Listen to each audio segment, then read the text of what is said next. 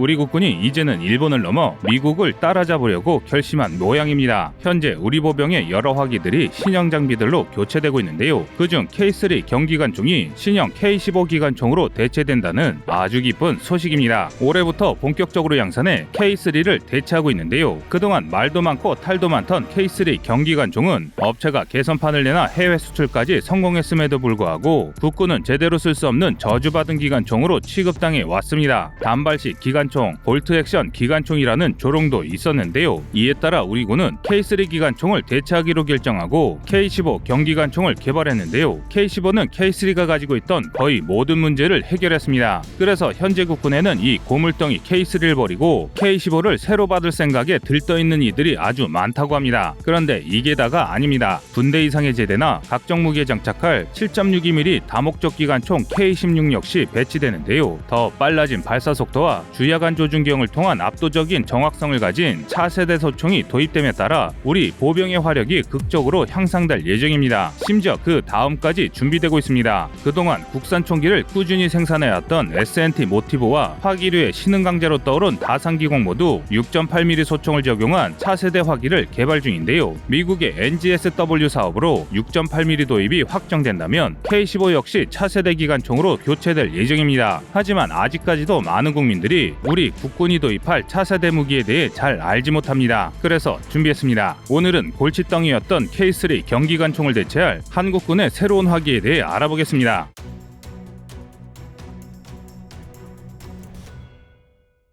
국군이 보병부대의 분대 지원하기였던 K3 기관총을 전면 교체하면서 기존 한정에 불과하던 분대 지원하기를 2정으로 늘리는 것까지 계획 중입니다. 이에 따라 우리 보병소대의 전력이 2배 이상 급상승할 예정인데요. 이 때문에 많은 우리 장병들이 골칫덩이 K3가 군에서 사라진다는 사실에 더 기뻐하고 있습니다. 도대체 K3가 어떤 문제가 있었길래 저주받은 기관총이라고 했었던 것일까요? K3는 미군의 M249를 모방해 만든 경 기관총입니다. 전장 1030mm, 무게 6.8kg이며 유효 사거리 800m, 최대 사거리 3.6km에 분당 7에서 1000발을 연사할 수 있는 나름 준수한 성능으로 개발됐는데요. 그런데 문제는 이게 다 뻥스펙이었다는 것입니다. 정확히 말하면 재원상 성능을 발휘했을 정도로 심각한 기능 고장이 발생했는데요. 이 때문에 2019년 3월 호주에서 우리 군이 세계적으로 망신을 당하기도 했습니다. 당시 호주에서는 여러 나라의 군대가 참가하는 국제사격대회가 열렸는데요. 당시 우리 선수가 K3를 사격하려 했으나 기능 고장이 발생해 쏠 수 없게 됐습니다. 그런데 여기서 충격적인 것은 그냥 고장도 아니었을 뿐만 아니라 현장에서 긴급 수리가 불가능한 수준이었습니다. 그래서 부득이하게 호주군의 기관총을 빌릴 수밖에 없었는데요. 험악한 전장에서 마구잡이로 다뤄도 망가지지 않아야 하는 기관총이 사전에 철저한 준비를 거쳤을 게 분명한데도 국제대회에서 기능 고장에 빠졌다는 것은 정말 수치스러운 일입니다. 그리고 무엇보다 이런 상황은 한국의 경기관총은 실전에서 제대로 쓸 수 없다는 것을 의미하기 때문에 더욱 치욕스러운 결과였습니다. 당시 언론 보도에 따르면 K3 경기관총은 일반적으로 57발을 발사하고 기능 고장이 발생했습니다. 정말 기관총이라고 부르기 민망한 수준인데요. K3 기관총 60발을 발사하고 기능 고장을 해결할 시간이면 같은 구경인 K2 소총 2탄창을 발사하고 교체할 수 있습니다. 휴전국가인 한반도에서 이렇게 엉망인 기관총이 아직도 현장에 배치되어 있는 게 의문일 정도인데요. 하지만 군은 이 사실을 아주 오래전부터 알고 있었습니다. 그 증거로 교본에까지 K3의 기능 고장을 대비하는 요령까지 적어놨기 때문입니다. 우리 군은 교육과정에서 K3를 200발 이상 연발 발사하면 바이올러 비정상 발사음이 들린다고 경고하고 있습니다. 또 하나의 총열로 500발 이상 발사하지 말 것을 명기하고 있는데요. 총기의 마모가 빨라 그 이상 발사할 경우 사고가 날 수 있다는 사실을 체득했기 때문입니다. 그런데 전장에서 고작 500발을 쓰고 총열을 교체하는 무기를 기관총으로는 쓸 수 없습니다. 이는 한마디로 우리 군 역시 K3가 전투에 쓰기 어렵다는 점을 잘 알고 있었다는 방증인 것입니다. 그렇다면 군은 이런 말도 안 되는 기관총을 왜 수십 년이나 사용하고 있는지가 궁금해지실 것입니다. 사실 우리 군이 무능해 단 한 차례의 개선도 하지 않은 것은 아닙니다. 우리 군은 K3를 개발한 S&T 모티브에 수차례 개선을 요청했습니다. 당연한 말이지만 S&T 모티브가 이를 거부하지도 않았는데요. S&T 모티브는 군의 요구대로 문제를 해결한 개선판 K3를 내놨습니다. 성능도 나름 나쁘지 나쁘지 않았습니다. 기능 고장, 내구도 등 여러 부분이 상당히 개선되어 전투에 쓰는데 문제가 없다는 평가를 받았고 심지어 해외 수출까지 이루어졌는데요. 또 가격이 저렴하면서 성능도 준수한 경기관총으로 명성을 날리면서 필리핀, 인도네시아, 콜롬비아 등 6개국에 수출되었습니다. 자국 내 반군이 있는 필리핀군과 콜롬비아군은 이 K3를 알차게 써먹고 있기도 합니다. 이를 본 우리 국군 역시 K3 개선판에 만족해 개선된 K3를 군에 도입했습니다.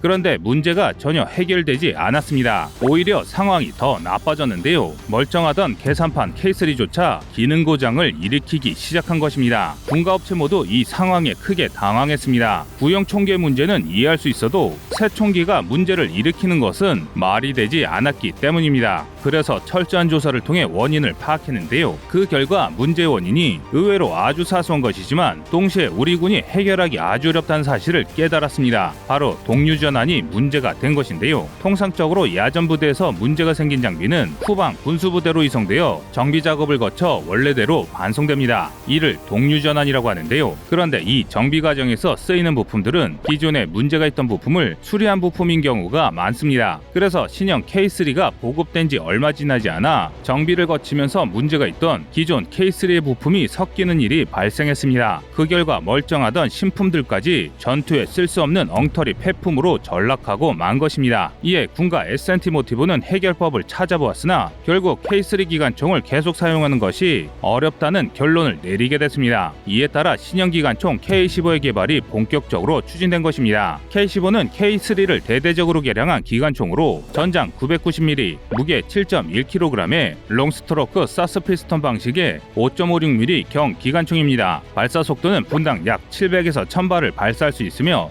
유효 사거리 800m, 최대 사거리 약 3.6km인데요. 기존에 운영되던 K3의 문제점을 완전히 개선하면서 여러 기능을 추가해 현대전에 적합하도록 개량됐습니다. 우선 K3 기관총의 고질적인 문제였던 기능 고장 문제가 완전히 해결됐습니다. 800발을 쉼없이 연사해도 문제없이 사격이 가능할 정도인데요. 이에 더해 피카트니 레일을 장착해 총기의 확장성을 높였으며 전용 조준기와 길이 조전식 5단 개머리판을 채용해 편의성을 극대화했습니다. 이 K15 기관총은 부대마다 상이하지만 일반적으로 분대당 2정이 지급될 예정인데요. 만약 정확도와 편의성이 크게 개선된 K15가 K3를 완전히 대체한다면 우리 군의 보병 전력은 지금과 비교할 수 없을 정도로 크게 강화될 것입니다. 또한 미군의 M60을 대체할 화기로 K16 다목적 기관총 역시 군에 도입됩니다. K16 기관총은 수리원 등 헬기에 탑재할 승무원용과 보병용, 차량에 탑재할 공축형 등 3가지 유형으로 개발된 7.6mm 다목적 기관총인데요. 5.56mm 기관총을 쓰기에는 화력이 부족한 임무와 장비에 투입되던 M60을 완전히 대체합니다. 그만큼 성능 역시 우수한데요. 분당 최대 발사 속도가 650발에 불과한 M60에 비해 K16 다목적 기관총은 분당 최대 950발을 발사할 수 있습니다. 뿐만 아니라 주야간 통합 조준경을 사용해 아주 강력한 전투력을 확보할 수 있는데요. 주야간 조준경은 기존 렌즈식 조준경과 달리 완전 디지털화된 차세대 조준경입니다. 조준경 내부의 시모스 센서를 통해 다양한 환경에서 사용할 수 있는데 적외선 촬영 기능이 있어 주간에는 폭연이나 연막탄 등 전장에서 시야를 가리는 장애 요소를 투시할 수 있고 야간에는 야간 투시경을 쓴 것처럼 작전이 가능합니다. 배율 역시 디지털 장비답게 매우 정확하고 선명하게 조정할 수 있는데요. 이를 통해 M60과 비교할 수 없는 정확성을 보입니다. 심지어 이에 더해 누워서 총을 쏠 수도 있는데요. 통합 조준경에 케이블을 연결해 안경형 수신기와 함께 사용할 경우 상체를 노출하지 않고 누워서 적을 공격할 수 있습니다. 하지만 일각에서는 이번 K15, K16 도입에 대한 비판도 상당합니다. 현대전 환경이 급변함에도 불구하고 기존 총기와 그리 다를 바 없는 총기를 신품이라며 도입했다는 것인데요. 실제로 K15 기관총의 경우 신형 총기라기보다는 K3 기관총의 문제를 개선한 개량형 총기에 가깝습니다. 하지만 우리 군이 이런 결정을 내린 이유가 있습니다. 바로 NGSW 사업 때문인데요. NGSW 사업은 미군의 차기 분대 지원 화기 도입 사업으로 이 사업에 따라 미군의 총탄 규격이 변경될 수 있습니다. 여러 전장에서 사거리 부족, 관통력 부족 등의 문제가 있었던 5.56mm 탄 대신 7.62mm 탄보다 가볍고 5.56mm 탄보다 훨씬 강력한 6.8mm 탄이 미군의 표준 탄약이 될 수도 있는 것인데요. 그런데 이 NGSW 사업으로 미국이 총기 규격을 바꿔버리면 미군의 동맹들은 전부 총기 규격을 바꿔야 합니다. 즉 6.8mm가 새로운 나토 규격이 되는 것인데요. 따라서 만약 지금 우리가 완전히 새로운 5.56mm 기관총을 개발해 전군에 보급하는 것은 돈 낭비라 할 수 있습니다. 그래서 군이 K-15를 도입한 이유가 바로 이것인데요. 현재 군은 K-15 기관총을 K2 소총을 대체하고 있는 K2 C1 소총처럼 6.8mm 규격 총기가 등장하기 전까지 잠시 쓰는 임시방편이라 생각하고 있습니다. 장기적으로는 현재 S&T 모티브와 다산기공 등 국내 기업이 개발 중인 6.8mm 기관총을 도입할 생각입니다. 한마디로 다 계획이 있다는 것이죠. 현재 대한민국 보병부대 치명적인 결점이던 K3 기관총은 신형 K15 기관총으로 도입됨에 따라 폐기 수순을 밟고 있습니다. 이처럼 우리 군은 방산비리와는 먼 행보를 보이고 있습니다. 하지만 과거 심각했던 군의 방산비리로 모든 것을 이때 시각으로 바라보고 있는데요. 이 때문에 우리 군의 핵심 사업들까지 비난을 받고 있습니다. 그렇다고 무조건 우리 군의 사업들을 마냥 좋다고 판단하는 것이 아니라 과거의 행보와는 상관없이 현 상태의 올바른 비판적인 시각으로 제대로 된 기준으로 바라보는 게 어떨까 합니다. 여러분의 생각은 어떠신가요? 시청자님의 의견을 댓글로 남겨주시기 바랍니다.